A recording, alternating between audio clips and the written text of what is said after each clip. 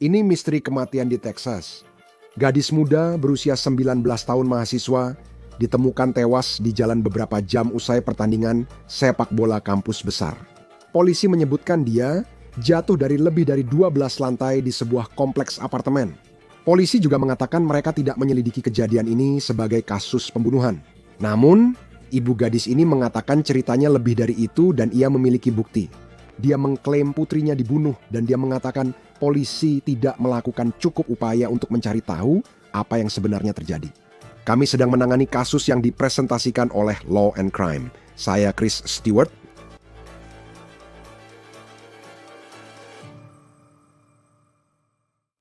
Kisah ini adalah mimpi buruk terburuk bagi orang tua. Menerima kabar bahwa anaknya telah meninggal. Yang dikabarkan membuat situasi ini semakin buruk bagi sebuah keluarga dari Texas adalah mereka mengatakan bahwa polisi tidak melakukan cukup upaya untuk menyelidiki apa yang mereka yakini telah terjadi. Ini gadis yang kehilangan nyawanya, Brianna Aguilera, mahasiswa tahun kedua di Texas A dan M. Ibunya baru saja memposting di media sosial dan membawa kasus ini ke level baru. Kita akan bahas itu sebentar lagi.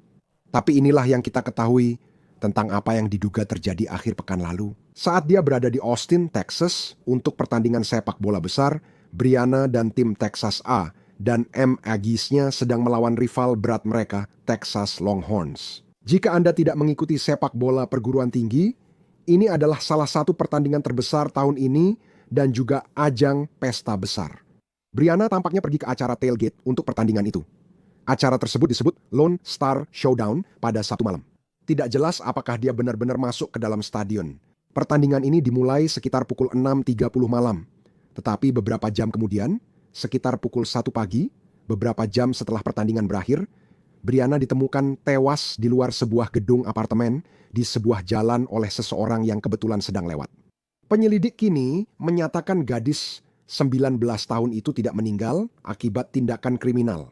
Ibunya mengatakan ke KSAT TV bahwa detektif memberitahunya Brianna meninggal setelah jatuh dari lantai 17 apartemen di atas.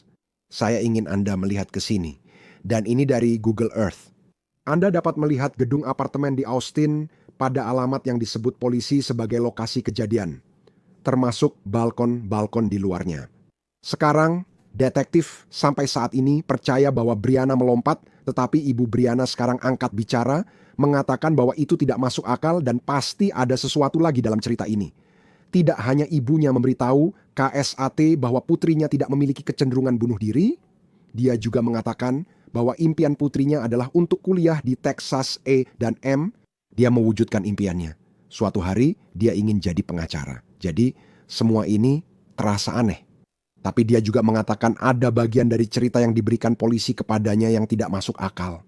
Ibunya mengatakan pertama kali merasa ada yang salah pada Sabtu malam saat mencoba menelpon Brianna setelah pertandingan. Namun putrinya tidak menjawab.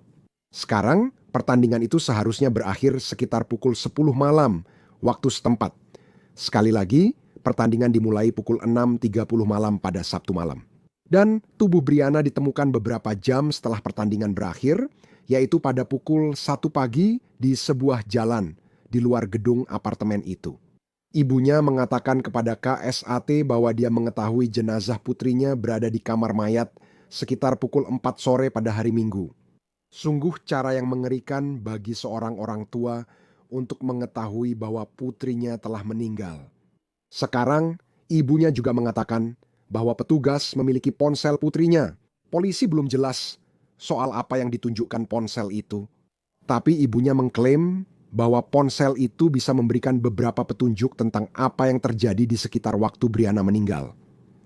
Tampaknya Brianna pergi ke pesta setelah pertandingan di kompleks apartemen di Austin, gedung apartemen tinggi dengan balkon-balkon itu. Sekarang, ibunya mengatakan bahwa ada 15 orang di apartemen itu saat Brianna meninggal.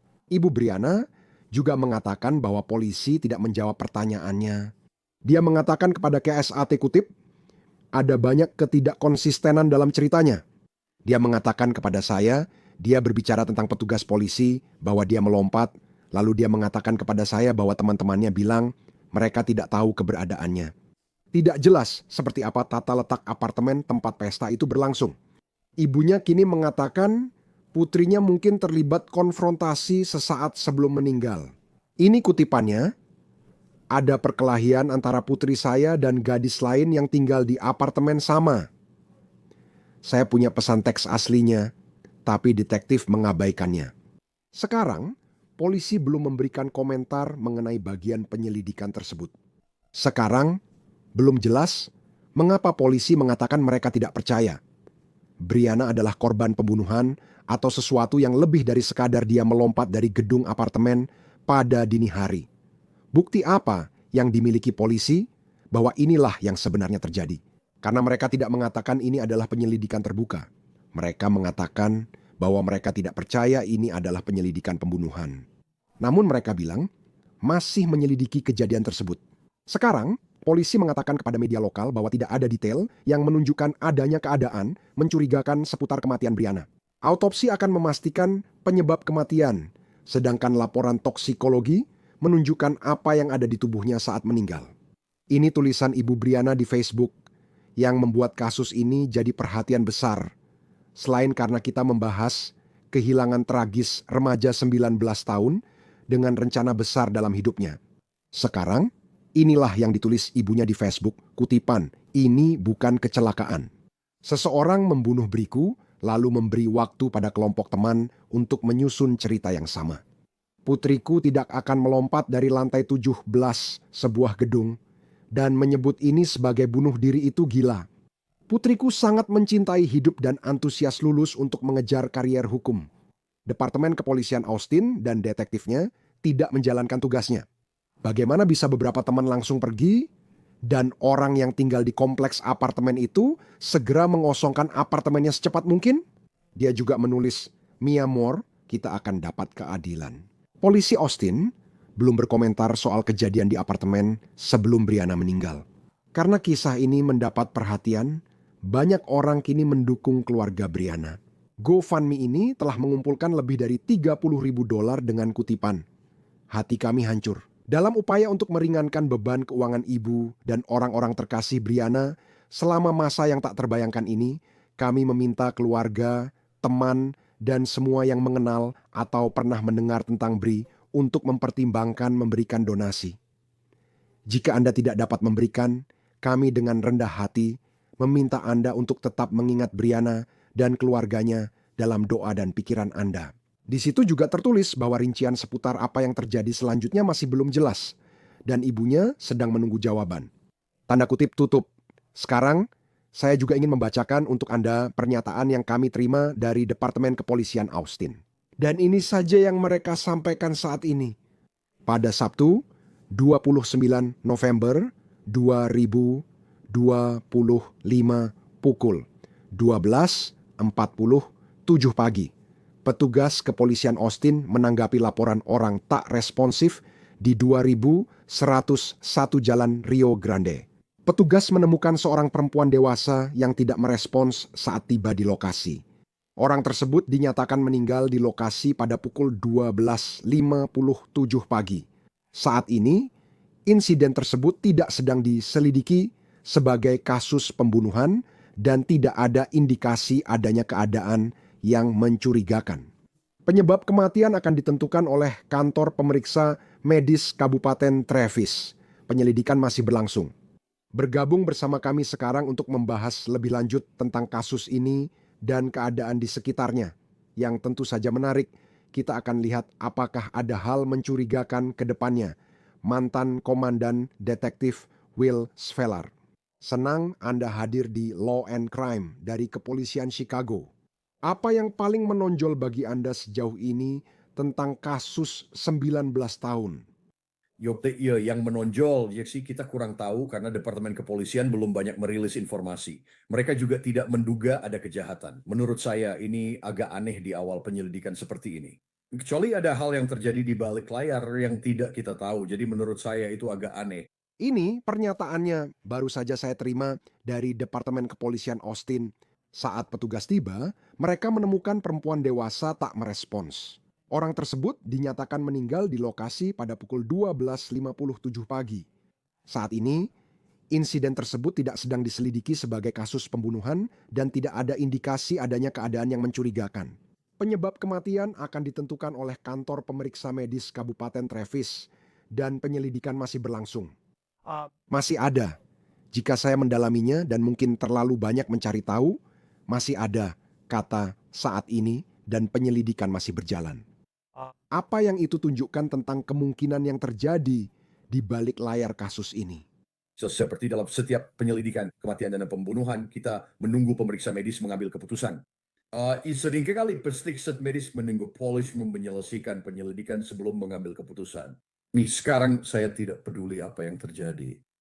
Ini jika ada seorang gadis muda di dasar gedung setinggi 17 lantai, itu adalah tindakan kriminal. Saya tidak bilang itu kriminal, ya, tapi itu tidak normal. Ada sesuatu yang terjadi di atas sana. Dan yang mereka lakukan sekarang adalah mereka harus bicara dengan semua orang yang ada di apartemen itu di atas. Jam berapa dia sampai di sana? Bagaimana keadaan pikirannya? Nah, siapa saja yang ada di sana, dan apakah ada pertengkaran? Seperti yang dikatakan ibunya, mungkin saja ada pertengkaran antara dua gadis. Semua itu harus diselidiki. Karena ibunya juga, karena kita tidak tahu apakah ada rekaman kamera pengawas.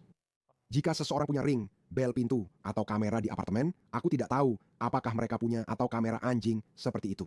Aku merasa kita pasti akan tahu, atau itu akan disampaikan ke ibunya pada suatu saat. Tapi kalau tidak ada video dan polisi percaya bahwa dia melompat, bagaimana kamu membuktikannya? Bagaimana kamu membuktikannya? Maksudku melompat, jatuh, dilempar. Kamu takkan banyak mendapat informasi dari jenazahnya karena trauma berat akibat jatuh dari 17 lantai ke semen. Itu harus didapatkan melalui wawancara dengan orang-orang di apartemen. Sekarang saya sadar ada kemungkinan mereka dituduh menyusun cerita bersama. Kamu tak akan bisa membuat 15 orang bercerita sama, saya jamin itu. Apa yang akan dikatakan 15 orang jika seseorang membunuh gadis ini? Berapa banyak dari mereka yang akan melindungi pelaku? Memang terdengar aneh, tapi mereka tetap harus wawancara untuk mencari kebenaran. Pada titik ini, seperti yang dikatakan polisi, mereka percaya bahwa dia mengakhiri hidupnya sendiri, bahwa dia melompat dari balkon lantai 17 ini. Sepertinya dia, katanya, pergi ke pertandingan itu. Saya kira pertandingan itu selesai sekitar jam 10 malam waktu tengah di Austin. Lalu mereka kembali ke apartemen ini dan sesuatu terjadi pada saat itu. Seperti apa percakapan mereka? Jika ada 15 orang di apartemen itu, mungkin ada orang yang menyaksikan pertengkaran. Sebagai seorang detektif, dan Anda memiliki begitu banyak orang yang berbeda, bagaimana Anda mencari tahu siapa yang ada di sekitarnya saat kejadian itu terjadi? Siapa yang terakhir melihatnya? Bagaimana Anda menyusun garis waktu itu? Wawancara dilakukan secara individu, bukan kelompok atau dua orang sekaligus. Anda selalu mewawancarai satu persatu. Ya, Rinsa akan memakan waktu ke memakai sumber daya, dan Anda akan mewawancarai setiap orang. Setelah berwawancara dan Anda mendapat informasi tertentu dan kini harus mewawancarai mereka lagi. Jika ada konsistenan atau perbedaan di dalam cerita mereka, Anda akan mewawancarai orang-orang ini lagi. Anda akan berkata, tunggu, tiga orang bilang begitu, tapi Anda berbeda.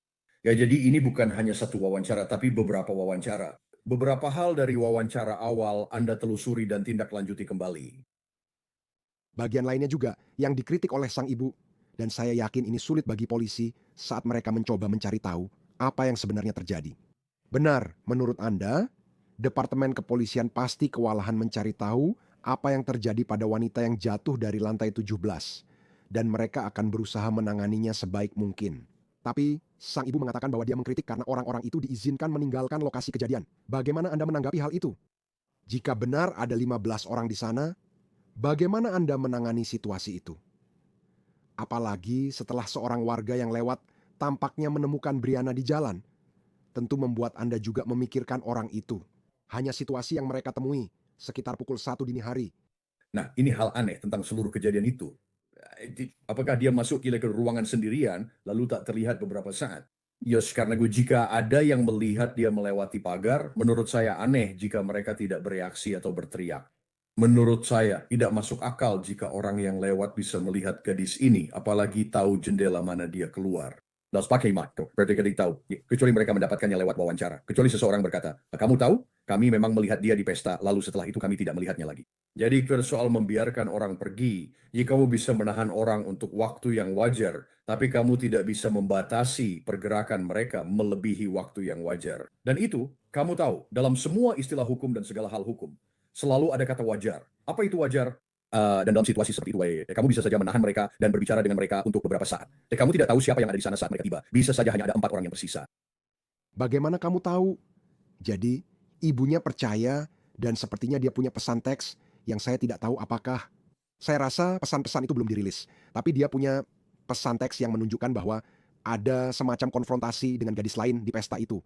Bagaimana kamu menangani pendekatan itu? Jika kamu tahu bahwa orang ini jatuh, mungkin tidak ada bukti adanya sesuatu yang mencurigakan. Menurut saya itu mencurigakan, tapi apa ada bukti seseorang mendorongnya keluar jendela? Bagaimana kamu menangani cerita itu dan tidak membuatnya menjadi lebih dari apa yang sebenarnya terjadi? Bon, Timo, jika itu hanya sekelompok gadis seusai pertandingan sepak bola yang mungkin minum seharian, apakah itu masalah kecil yang bisa diselesaikan atau ada hal lain? Sekali lagi, kamu harus melakukan pekerjaan detektif di sini. Kamu harus mencari tahu siapa orang yang punya konflik dengan dia. Kamu perlu cek pesan-pesan itu dan lihat isinya. Apakah menurutmu itu, maksudku, jika ini adalah sesuatu yang sedang berlangsung, di mana ada pertengkaran aktif, apakah dia akan bisa mengirim pesan ke ibunya dan berkata, "Hei, aku sedang punya masalah dengan cewek ini." Atau apakah dia sampai di pesta lalu berkata, "Hei, kamu tahu, cewek yang pernah bermasalah denganku juga ada di pesta ini." Jadi kamu harus menganalisis apa isi pesan-pesan teks itu, lalu kamu juga harus mencari tahu siapa orang ini dan mewawancarainya juga. Sekali lagi, jika ada 2 orang yang masuk ke sebuah ruangan dengan balkon dan hanya 1 orang yang keluar, itu masalah. Kamu harus menentukan bagaimana semua terjadi lewat kerja detektif dan wawancara. Dan emosi emosional apapun ini bagi keluarga, jelas. Emosi tidak boleh terlibat dalam hal ini. Jika kamu seorang detektif, kamu harus melakukan investigasi yang benar dan berusaha untuk tidak melibatkan emosimu di dalamnya. Itu membawa saya ke poin berikutnya. Saya rasa tak ada orang tua yang ingin percaya, apalagi tiba-tiba, bahwa anak mereka mungkin menghadapi masalah kesehatan mental. Dan kita tidak tahu apa-apa tentang latar belakang Brianna, selain bahwa dia bangga bisa kuliah di Texas A dan M, dan dia ingin menjadi seorang pengacara menurut ibunya. Dan begitu banyak orang dari reaksi yang sudah kita lihat, terkejut bahwa hal ini bisa terjadi. Tapi di saat yang sama, sekarang ada seorang ibu yang mengatakan bahwa dia percaya seseorang telah membunuh putrinya. Seperti dia menuliskan itu di Facebook. Bagaimana Anda, dari sudut pandang polisi, menangani bagian itu? Sang ibu berkata, "Hei, saya rasa ada sesuatu yang terjadi di sini, saya bahkan punya pesan teks sebagai bukti."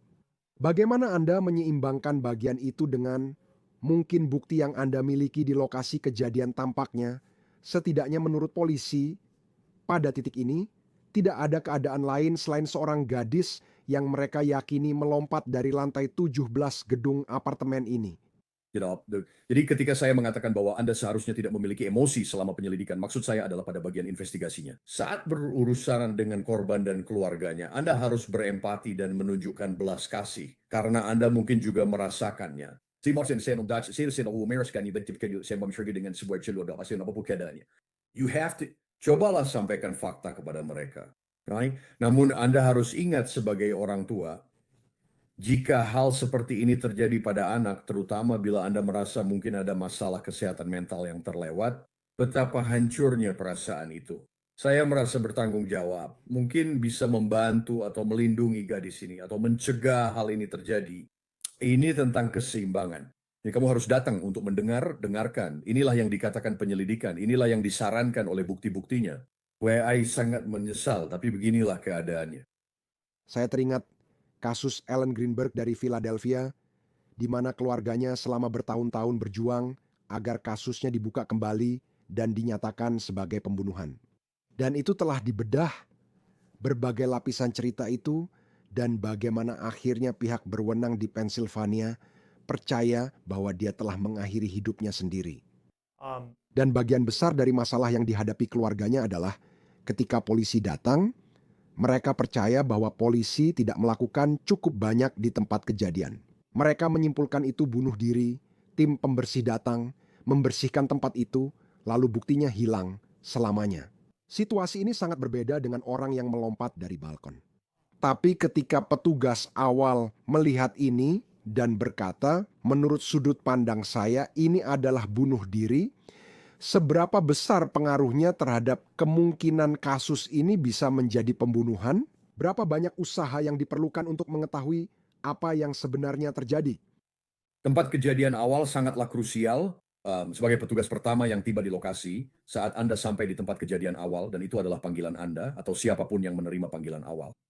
Tugas Anda adalah membantu korban menangkap tersangka jika ada bukti kejahatan dan melindungi tempat kejadian perkara. Anda tidak menentukan, jangan menelepon dan berkata, hubungi detektif dan bilang ada kasus bunuh diri di sini. Anda tidak tahu itu, Pak. Anda harus melindungi tempat kejadian perkara dan jangan menanamkan pikiran apapun ke kepala siapapun. Biarkan para detektif melakukan tugas mereka. Mereka ada di divisi detektif untuk menjalankan tugasnya. Jadi sebagai petugas pertama yang merespons, tanggung jawab Anda adalah melindungi tempat kejadian perkara, mengamankan saksi-saksi, dan menunggu para detektif. Saat menyampaikan informasi ke publik, terutama sekarang, maksud saya, cerita ini mendapat banyak perhatian karena sang ibu telah membuat pernyataan-pernyataan tersebut. Dan dia sangat yakin bahwa dia percaya putrinya telah dibunuh. Tapi polisi mengatakan tidak ada bukti tentang itu. Pada saat yang sama, mereka juga mengatakan bahwa mereka tidak percaya ini adalah kasus pembunuhan. Informasi apa yang Anda butuhkan meski tak dirilis ke publik agar bisa menyatakan kami tak percaya dia dibunuh? Itu hanya bisa diperoleh lewat wawancara dengan orang-orang di apartemen saat itu. Anda tahu kecuali tadi ada pernyataan yang dia sampaikan kepada seseorang sebelum dia masuk ke dalam kamar. Saya itu tahu seperti apartemennya, di mana balkon atau bagaimana semua itu terjadi. Namun kita telah membahas sebelumnya, membuat keputusan atau pernyataan lebih awal bahwa tidak ada permainan kotor adalah hal besar, apalagi Anda biasanya tertutup soal lain. Selain itu, pemeriksa medis juga belum menemukan apapun. Maksud saya tahu apa penyebab kematiannya, jelas. Tapi cara kematiannya masih belum ditentukan. Jadi dalam pernyataan dan kami tidak percaya ada permainan kotor. Ya, mereka pasti punya informasi lebih banyak dari yang disampaikan ke publik, baik dari hasil wawancara atau mungkin bukti fisik. Saya tidak suka terdengar suram soal ini, tapi itulah kenyataannya. Saya tahu kita sudah membicarakan, kita sedang menghadapi situasi yang mungkin sangat sulit. Apakah Anda masih bisa melakukan tes toksikologi? Saya hanya berpikir Anda tahu, ini pertandingan sepak bola kampus besar, mungkin banyak minum-minum sepanjang hari. Itu bisa saja berpengaruh pada apa yang terjadi di malam hari. Apakah itu sesuatu yang bisa Anda ketahui melalui autopsi dan kemudian Anda bisa mengambil sampel? Apakah Anda masih bisa mengetahui apa yang ada di dalam tubuhnya saat dia meninggal? Iya, iya, akan ada organ-organ. Mereka akan bisa melakukan analisis toksikologi yang merupakan bagian dari setiap pemeriksaan postmortem. Jadi ya, Anda akan bisa menentukan toksikologinya. Dan kemudian saat Anda melihat kasus-kasus ini dan Anda memikirkan, saya rasa semua keadaan berbeda yang mengelilinginya, apa yang terjadi sepanjang hari, pesan-pesan teks, bagaimana, saya rasa apa saja yang menjadi pertimbangan Departemen Kepolisian tentang informasi apa yang akan dirilis ke publik, terutama pada saat seperti ini. Dan saya tahu setiap Departemen Kepolisian Anda tahu punya protokol yang berbeda dan Austin mungkin akan lebih tertutup dibandingkan dengan Departemen Kepolisian di Florida, di mana Anda bisa melihat seorang sheriff memberikan konferensi pers. Bagaimana menurut Anda, maksud saya, jika Anda berada di dalam kepolisian Austin tentang, oke, ibu ini agak mempertanyakan penyelidikan yang telah kami lakukan. Inilah alasan kami percaya bahwa dia mengakhiri hidupnya sendiri. Bagaimana Anda menangani informasi tersebut dan memutuskan apakah akan merilisnya ke publik? Seperti itu maksud saya, Sir Subanda Kim merilis mungkin pernyataan dari awal, dan sekali lagi sebagian besar pernyataan awal yang akan Anda rilis adalah ini masih dalam penyelidikan. Anda akan mengatakan kami menemukan seorang wanita ditemukan pada waktu ini dalam keadaan meninggal, tidak responsif. Penyelidikan masih berlangsung.